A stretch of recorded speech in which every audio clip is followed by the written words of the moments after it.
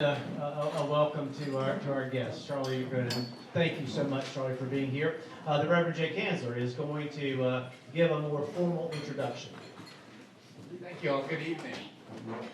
So, I asked Charlie to join us. Charlie, he spent almost 35 years at KMOX as the host of the Charlie Brennan Show, and that is, over those years, that's when radio was great. I mean, it has changed a little some, but those were my heroes. Charlie and the folks that came out of KMOX back in the day, and Charlie was one of the greats through that group. You can also see him as the provocateur on Donnybrook, which has been around 37 years now. You weren't there 37. As Charlie said, it's one of the high, if not the highest rated locally produced show for a PBS station. Yeah. It's something to be very proud of, and everybody knows it. He is an author. He's inducted into the St. Louis Hall of Fame in 2009, voted continuously one of the most influential people in St. Louis. He wrote Amazing St. Louis, 250 Years of Great Tales and Curiosities in honor of St. Louis's 250th anniversary. Recently wrote Only in St. Louis, as he says, an antidote to the 2020 stress of the COVID, but he details unusual, eccentric, and outlandish local tales he's collected over his years in St. Louis. A wonderful author, and those books are available out there, and I'll plug them if Charlie won't. But let me tell you about Charlie. On Friday morning, you will find Charlie with me, but only because Charlie's out there leading it, picking up trash along the highway, Eager Road in Brentwood. And that's because Charlie thinks that's important, that how St. Louis looks. And I think it's one of 4 events you've organized that day, to pick up trash along the highways. See, that's the Charlie Brennan that I know and love. The person who's donated more time, volunteered more hours, done more for charities and organizations in this community than almost anyone, probably more than anyone. And to me, he's been a friend, a mentor, someone who's always there. So glad to have you here this evening. Thank you, Charlie Brennan. Thank you, Jay. And thank you, everyone. Can you hear me? Okay. If not, raise your hand, which is probably the dumbest instruction ever. But Jay Kanzler, what can I say? If there's ever a Renaissance man, it would be Jay. He is a minister, an attorney, a talk show host, and a documentarian. He has created documentaries on the circus and other subjects, and I don't know anyone quite like you, Jay, but I'm glad to be your friend. And I will say, Mark Twain said, if you send a damn fool to St. Louis and you don't tell them that he's a damn fool, they'll never find out. And that explains my 35 years in this town, I think. Does anybody watch Donnybrook, by the way? Oh, yeah. Oh, okay. For those of you who have never seen the show, Donnybrook is a program every Thursday night on Channel 9 where 5 people sit around a round table, and for 30 minutes, 4 of them listen to Ray Hartman. So you have seen it. So, okay, thank you. I'm originally, since we're in a kind of a religious setting here in the basement of this beautiful church, I thought I'd share a couple of stories involving churches. One is these are some of my favorite stories. Bill White, of course, was the first baseman for the 1964 St. Louis Cardinals. Halfway through September, the team was 6 games out of first place. So when he was asked in mid-September if he could speak to the Webster Groves Christian Church, Bill White accepted because the event was October 15th, and he was certain that he'd be available that night.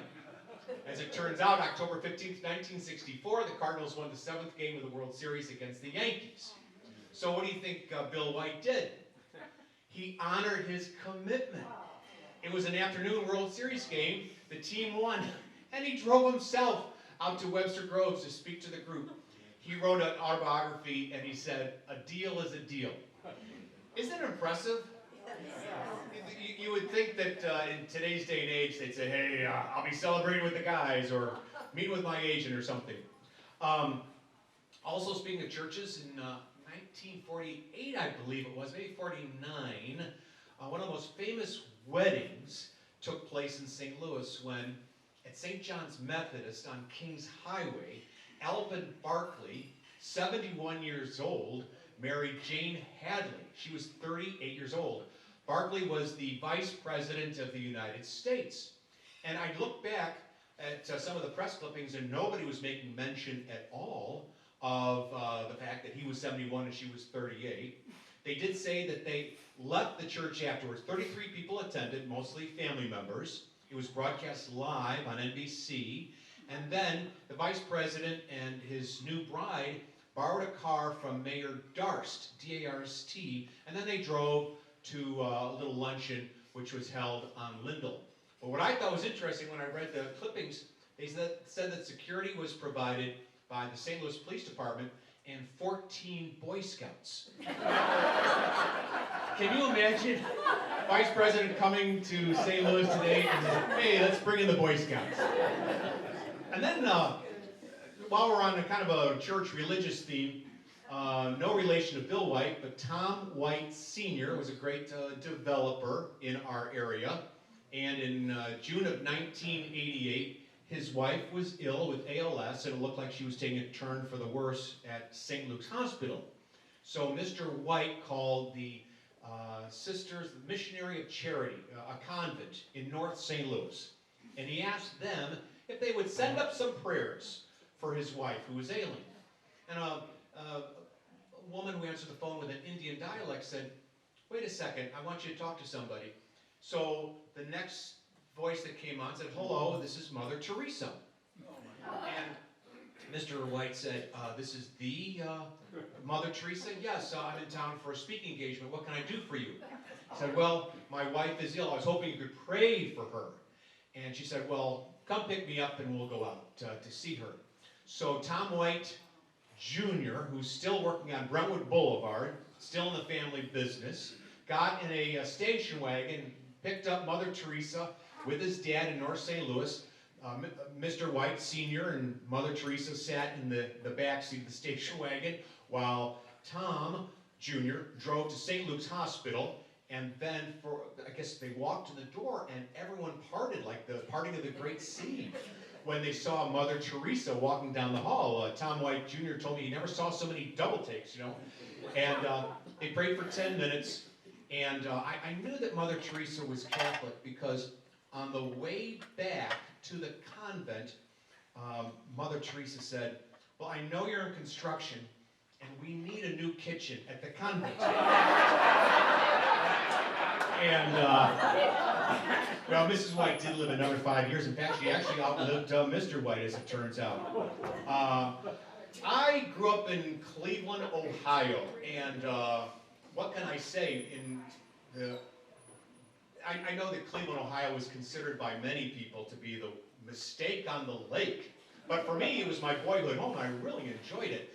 Except when you went to the Indians games, if there was a foul ball at Cleveland Municipal Stadium, you could walk to pick it up because there was just nobody in the stands. But I really enjoyed it. I recently saw a movie called Kill the Irishman. It was about the mob in Cleveland. And in 1976, when I was 16 years old, according to the movie, there were 35 people who were killed through mob bombings. Apparently we had them in St. Louis as well, right, where the gangsters were blowing up each other's cars.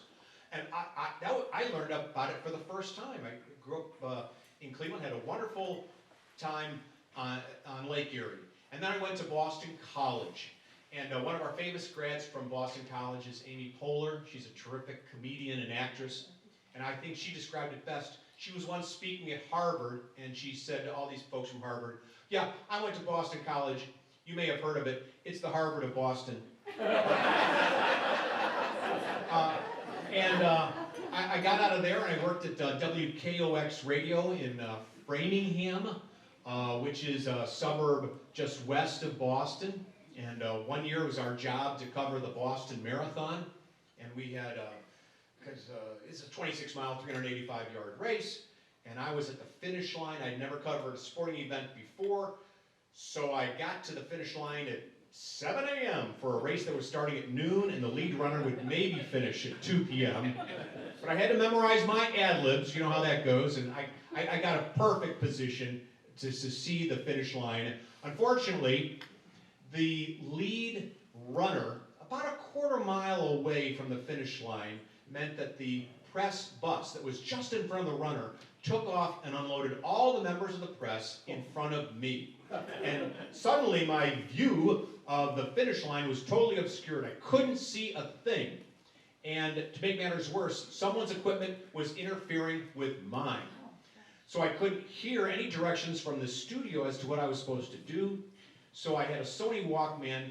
I tuned it into WHDH radio, and a friend of mine worked for WBZ, and I looked at his monitor, because I couldn't hear anything or see anything, and they just gave me that kind of cue, the producer did, and I called the end of the Boston Marathon while listening to WHDH and watching WBZ.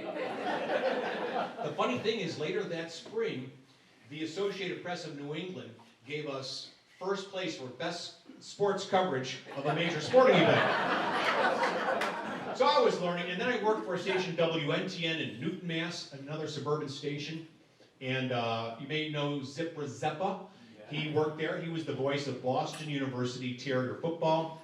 And before me, there was a guy by the name of Howard Stern, who had a morning show there. It's in his movie Private Parts. Let me digress just briefly and tell you about Private Parts. You know, that movie was based on a book. And once, in the early 1990s, my wife and I went to Park City, Utah, and we stayed with some friends. A very conservative Roman Catholic family from outside of Milwaukee, Elm Grove, Wisconsin, the Tomets family.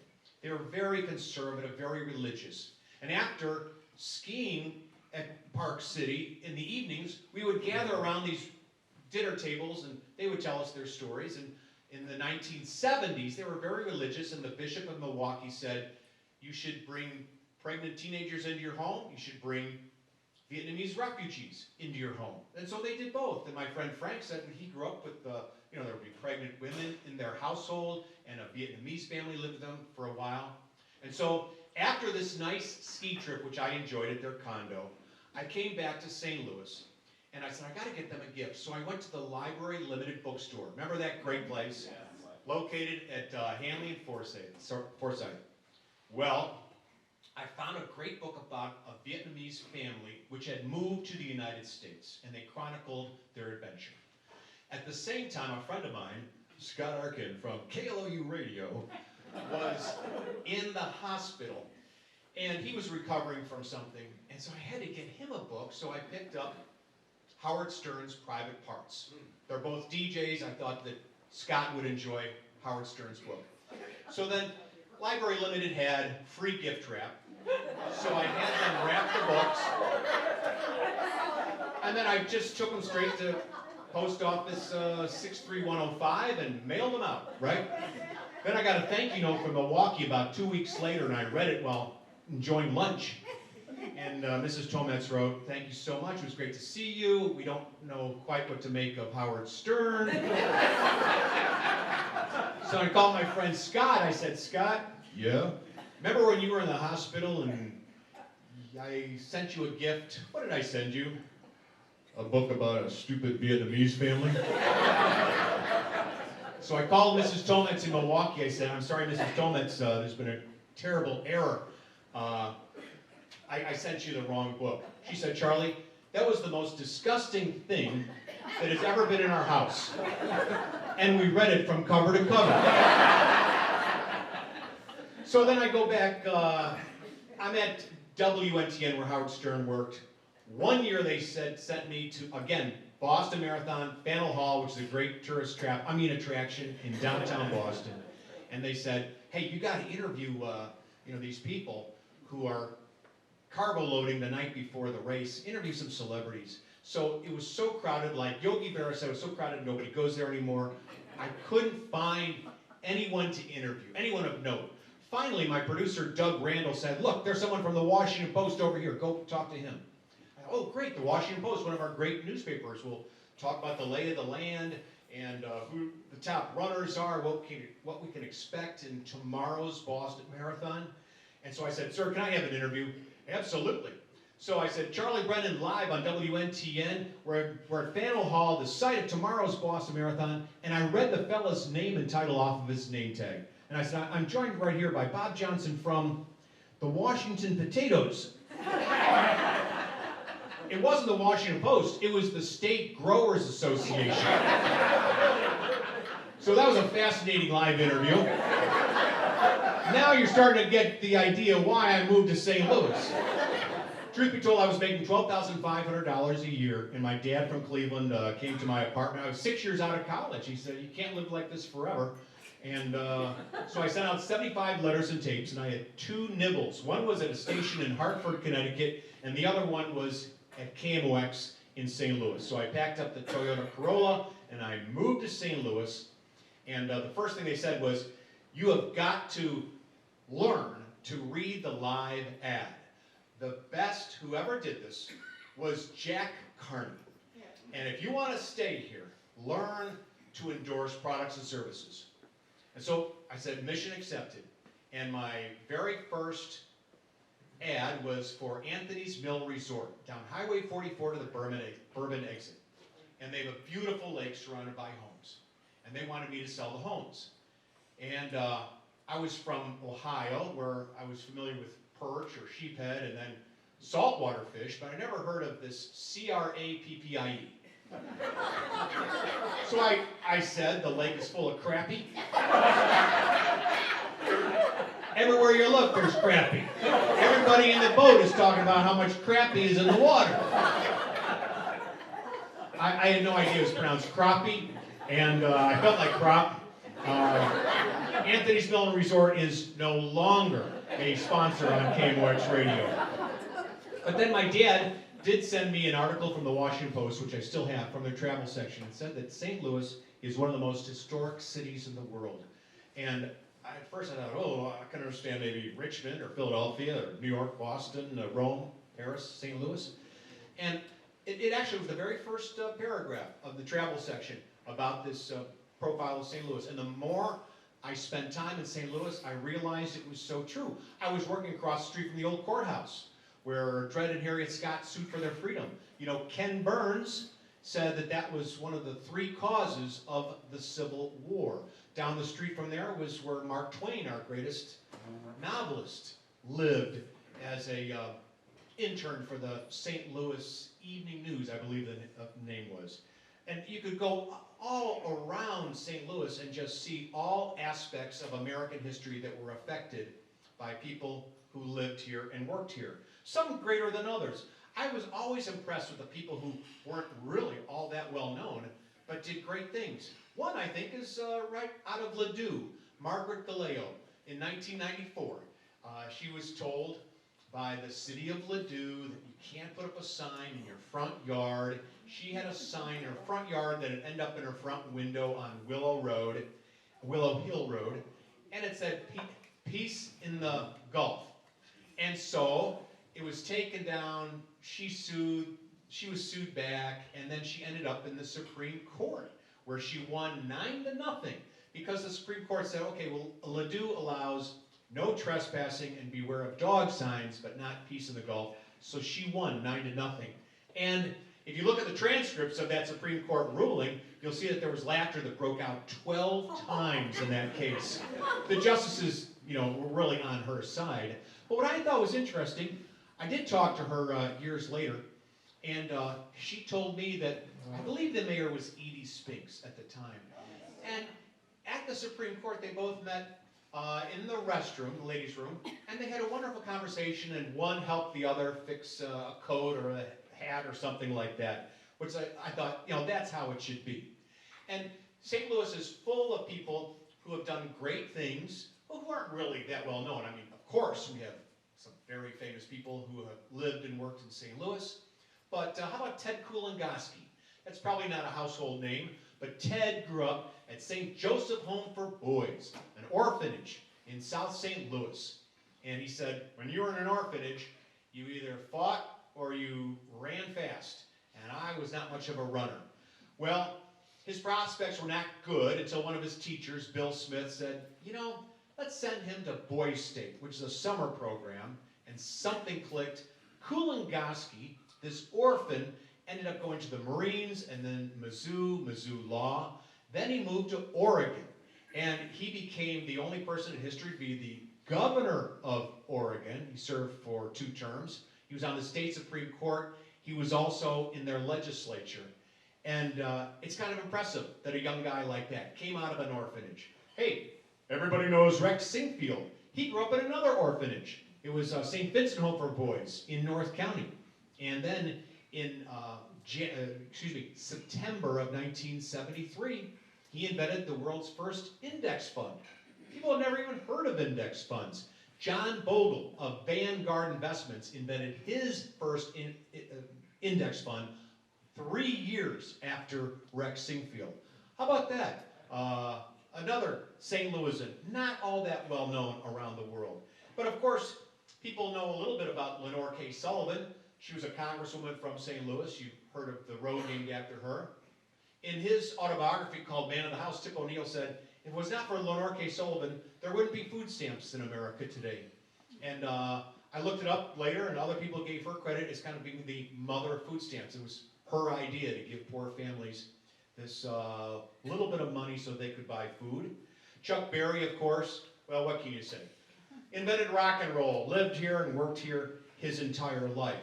And I really think that St. Louis, they say if you got it, flaunt it. I do believe that St. Louis has fantastic heritage, and it's probably even best known to people outside of our metropolitan area. Today, I think, okay, I'm going to get a little bit of a downer here, but I want to call it like it is. I think the city is on a decline. We see that with population.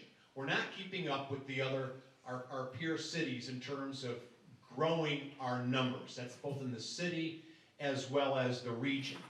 One reason might be, for some reason, we're not attracting people from south of the border. Nell Sandoval is a demographer from St. Louis University. He points out, interestingly enough, there are actually more Mexicans in St. Charles County than there are in the city of St. Louis. Also, he points out that there are more Indian Americans from Asia than there are Mexican Americans. And last time I checked the map, I think Mexico's a lot closer than India.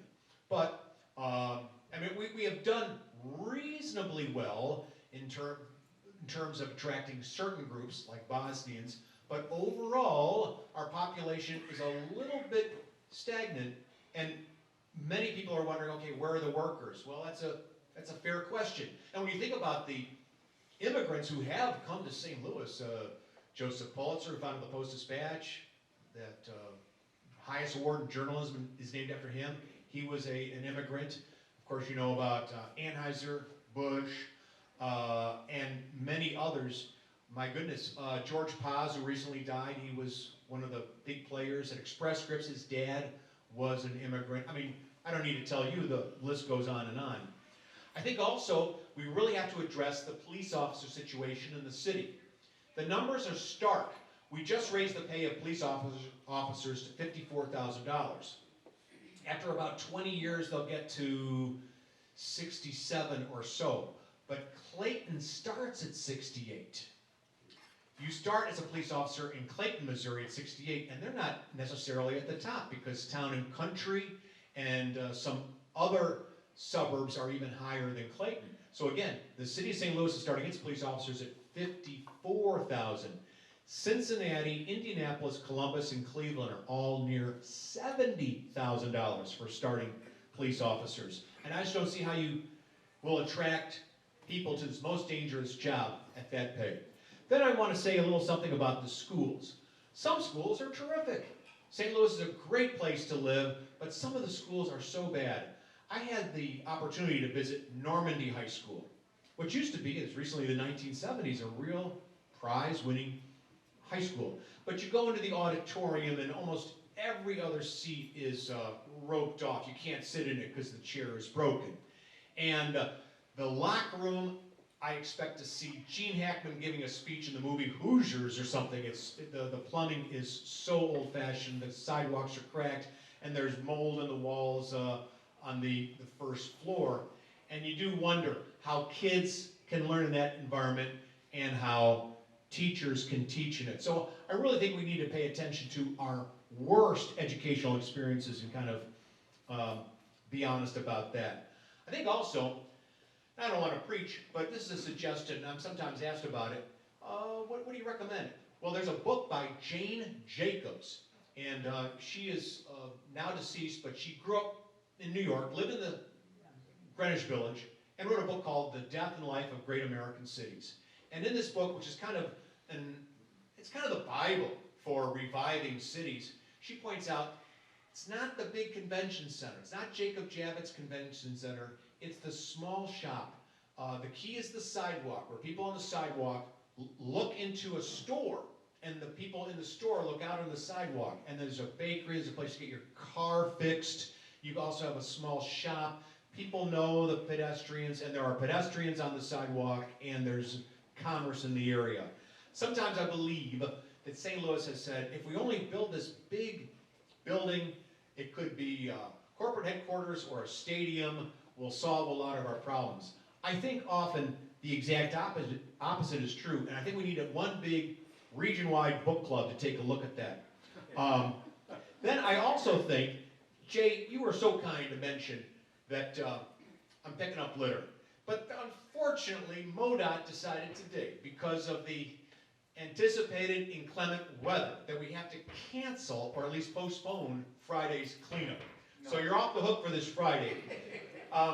They're expecting rain Thursday into Friday, and then Saturday we had another cleanup. MoDOT says that they're going to have to redeploy their crews to other parts of the area if we get the weather they expect.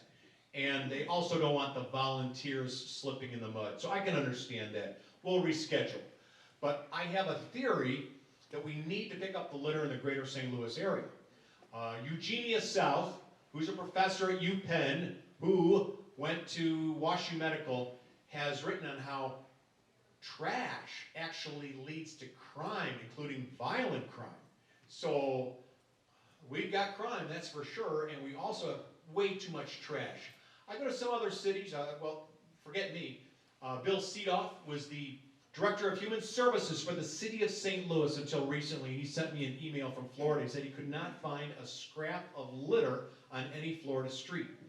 And I think that the litter kind of contributes to a feeling that anything goes. You can do anything you want. And so I'm trying to get together some other groups.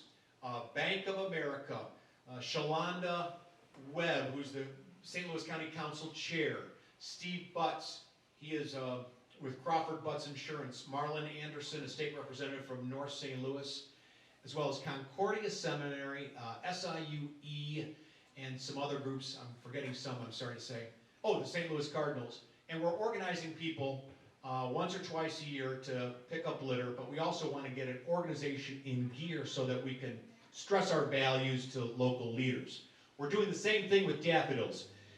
If you go down Highway 40, actually coming this way, westbound, go to the Skinker exit, you'll see we planted about 4,500 daffodil bulbs at the exit there on November the 5th. Did the same thing at the corner of Shoto? No, Chippewa and River de Pere.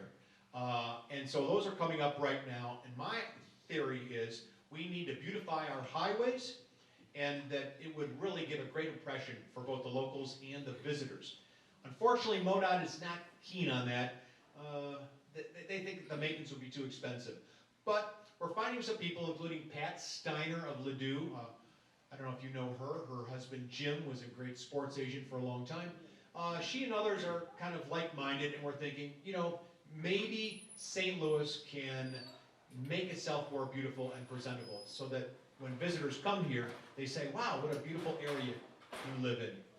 There's another project I'm working on right now, and it's actually to extend pool hours. Don't laugh. I see no reason why outdoor pools close at Labor Day. We're told there's a lifeguard shortage. Yet around the country, from Barton Springs in Austin to, Southern California, they can find lifeguards. And our weather's actually hotter in the fall than some of these other places. Maybe not Austin, but Southern California. But I think that pools and recreational facilities are kind of like the Cheers bars now. People meet at them, and in this age of isolation and depression, they have a social experience in addition to the physical exercise. So we're working with the city of Clayton now to keep that pool open. till October, but we want to start a movement on that. I'm taking a course now also by a guy by the name of Marshall Gantz. He's a professor at Harvard. And it's called Leadership, Organizing, and Action. And to get in this course, you need a pulse. So, seriously. But he did bring up an interesting point about life. He said, people have strong ties, people that they know from school or work or family members, and they have weak ties. These are individuals who you don't know too well, you run into once in a while. He said to our class, what do you think is more important, strong ties or weak ties? And almost everyone said, well, the strong ties, because you have that strong bond. He said, well, that's true, but with the weak tie, you actually, by making connection, you can open up your universe to a whole new group of people, because it's quite possible you don't know that person's circle of friends. But, oh, well, isn't that interesting? And maybe a lesson for us all. I see Charlie Claggett is in the front row. He and I go way back because we worked at One Memorial Drive for many years. He was at Darcy, and I was at KMOX Radio. Boy, now that was a half in an office building. I want to ask you a question, because I included this story in the book only in St. Louis. Were you there when Ed McMahon came for a Darcy dinner one time with James Bush Orthwine was running Darcy, and Ed McMahon, the voice of Anheuser-Busch or of Budweiser, came to town? I wasn't for that occasion. I worked with Ed McMahon. Oh, you I was not worked? very fond of him, actually. Oh, you were not fond of him. Well, he's going to be my next book. What did he do? Well, this was in the transition between two campaigns. When you say Budweiser, you said it all, where Ed McMahon was the spokesperson. And this Bud's for you, and we needed a new spokesperson. So he was probably not very fond of me either. Oh, in one of his books, he does say that a respected actor was asked to endorse Bud, but said that he, the actor, didn't drink beer. And so he was jettisoned. But the story I want to get to is Ed McMahon, in one of his books, came to St. Louis for a dinner put on by Darcy Mazius Benton Bowles, one of the great advertising agencies of the 20th century. In fact, I think your campaign for Coca-Cola, the pause that refreshes, was ranked by Advertising Age as the second best ad campaign of the 20th century. Well, McMahon comes to St. Louis, he has dinner downtown, and James Bush Orthwine says, let's all go to my house, and we'll have a nightcap. Of course, Ed McMahon, the pride of Boston College, he said, absolutely. Or maybe he said, hey-o. So he and his driver go down 6440, take a left on Lindbergh into that beautiful subdivision in Huntley. And it turns out McMahon and his driver are the first ones there. So McMahon lets himself into the house, turns on the lights, he turns on the stereo, pours himself a drink, and sits on the couch, puts feet up on the stool. Meanwhile, a woman with her nightgown comes down to the landing with two kids, and she says, what are you doing in my house? And he said, Mrs. Bush, or Mrs. Orthwine? And she said, no, I'm Mrs. Griesenig. Not only had he gone into the wrong house, but the Griesenig's own Falstaff. And the spokesperson for Budweiser was in her living room. Well, she didn't call police. I think he gave her $1 million clearinghouse check, something like that. So, or maybe it was, what was the name of his program? Whoppers, Bloopers, or something like that. But anyway, what a great joy to see you again. I thought I'd leave a little time for questions. Maybe I've talked too long already, and you want to get out the cane, as it were. But you've been a very nice audience. I sure appreciate the time. And if I had a parting message, I know you all are doing this anyway. I think we need more volunteers in St. Louis. You know, the schools are such that kids are behind in their reading like crazy throughout the nation. And it seems to me like senior citizens could be volunteering just to sit down with the third grader to hear the reading. And I think we also need 1,000 points of light, like the first President Bush recommended, so that people get out in the community and they make the world a better place. I know you're all doing that, but if someone was to push a major effort like that, I would definitely get behind it. Any comments or questions about Donnybrook or Anything else? And we certainly do have time for questions. If you do have one, just a reminder that Connor will bring the microphone to you because we're recording this, so we want to make sure that everybody can be heard.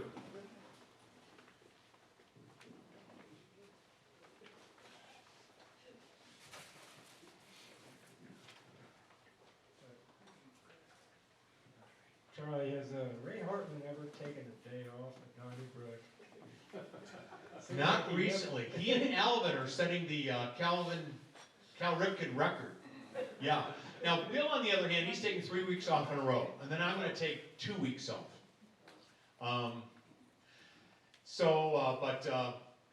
No, I think Ray used to, Ray used to live in Miami and St. Louis, so he'd fly in for Donnybrook, then go back. But that was in his wild bachelor days. I will say, I was going to say something about the swimming once again. There are, you've heard of Mark Spitz. You know his coach, Doc Councilman, was from St. Louis. Doc Councilman was one of the greatest coaches ever. He coached Indiana. At one point, the Indiana team would have beaten all the top swimmers from around the world. That's how good they were. But one interesting thing that he did was he set the record for being the oldest person to swim across the English Channel. This Doc Councilman did. And then later it was broken by the headmaster at Country Day. His name was Ashby Harper. Did you know Ashby Harper? So anyway, isn't that kind of amazing? So we have a swimming tradition here in town. That's why I'm pushing aquatics. But also, there's a firm, Hunsaker Councilman, or is it Councilman Hunsaker? I think it's the best kept secret in St. Louis. It's a major pool design firm. It's based in South County, and all the top Olympic pools around the world are designed by this firm. Hey, Charlie, talk a little, if you would, about media. I talk about the great days of KMOX. KMOX was heard over 30, 40 stations, and such great people, and you really felt like you had an independent voice out there. And these days, there doesn't seem to be any independent voice in media. Everybody seems to have an agenda, and I think that does a lot to separate us in the community. Do you see a difference in the years of what it was like to be in media when you started and how it is today? Well, when I first came to St. Louis, the program director, Bob Osborne, said to me, we don't want to know your opinions. We know Dan Rather, and we know his opinions. We don't want Dan Rather here either. We want you just to play it straight. So even back then, some people were complaining, and this was 1988, people were complaining that too many people had their opinions in the news. I will say though, that's the number one question I get all the time. And people ask, where can I find news that's balanced? Well, I don't think it's one news source. I think you have to find sources within sources. For example, Greg Myrie, who's from St. Louis, he's the national security correspondent for NPR. You can never tell what his opinions are. I think the same is true for his wife, Jennifer Griffin, who's the Pentagon correspondent for Fox News. And then I think that if you go to Fred Bottomer from KMOX Radio, he's our health and religion editor, you can never tell what his politics are. And throughout almost every newspaper or television station, there's a person like that. And I wish I could say, oh, you have to go to the Boston Globe or you have to go to the Pittsburgh Post-Gazette or whatever, but I don't think you can do that. Unfortunately, I think you have to hunt and peck for the news that is balanced and free of bias. Anybody else? Oh, over here. Is there a chance of getting a Republican on Donnybrook? Well, yeah. So we have a Republican on Donnybrook. It's a great question.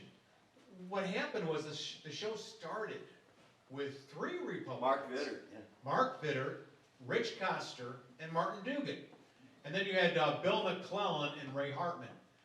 I think some views have changed over the years. I think Wendy originally was conservative, and then she kind of became middle of the road. To some extent, I've done that on some issues. But it's not so much the Republican. What we don't have is someone who can share the views of the Trump Republican. You know, sometimes we have the views of the Danforth Republican, but not the Hawley Republican. And so it's our Achilles heel, but the question is, where do you find that person in the media? Because our panelists all have to be in the media. And we don't want to put politicians on because, well, they're biased to begin with, whatever they are. So, but I mean, there was a time when we had the Globe Democrat. That's where Koster came from, and so did Martin Dugan. But we're always looking for ideas. If you have a single example of a Republican in the media, maybe Jay. Maybe Jay. Jay goes way back with the cast. Yeah. You knew Wendy Weiss in college, right? We waited tables and bartended together. Isn't that funny? As Steve Wright said, it's a small world, but I'd hate to paint it. Yes, another question. I was wondering how you got involved with Donnybrook. And did Sure. Martin Dugan start that, or? Martin Dugan started it in Ladue in 1987 in the kitchen of Mark Vitter, who lived on Price Road across from Burroughs. And they, Martin and Bill and Ray, Rich Koster and Mark Vitter, argued while Carol Vitter, with her home camera, took photos of it, or she videotaped it. And then they took it to Michael Hargrove, the general manager for KETC, now 9 PBS, and he liked it. Although, you know, Mark Vitter said it was terrible, but it was a hit, I think, almost immediately. That started in January 1987. Martin Dugan and Ray Hartman were guests of mine on KMOX in the evenings when I was doing a program. When I started, I did evenings, 8 to 11, unless there was sports, and then Saturday and Sunday afternoons. So Dugan was a guest, and he said, would you like to be on Donnybrook? Because Aunt Keith, one of my colleagues at KMOX, was on Donnybrook. So I called Robert Hyland, who was the general manager of KMOX, and I said, can I be on Donnybrook? I don't want you on that show. And he just hung up. He was known for that. He would hang up on people without even saying goodbye. Let's stay in touch or whatever.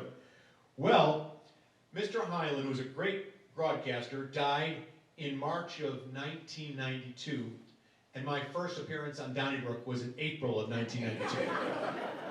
And then in the early, I would sit in mostly for Mark Vitter, who was on vacation. He spent his summers in Leland, Michigan, and then he retired completely in the early 2000s, so I took his seat.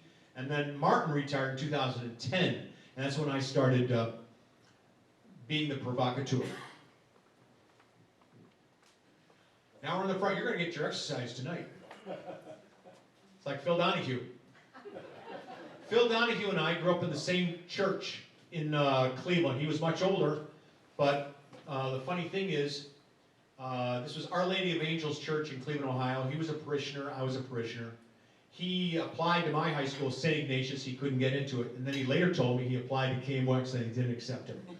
But he was okay. He was on about 400 television stations and the king of talk television for years. So he did just fine. I think McClellan has bellowed in his older years, don't you?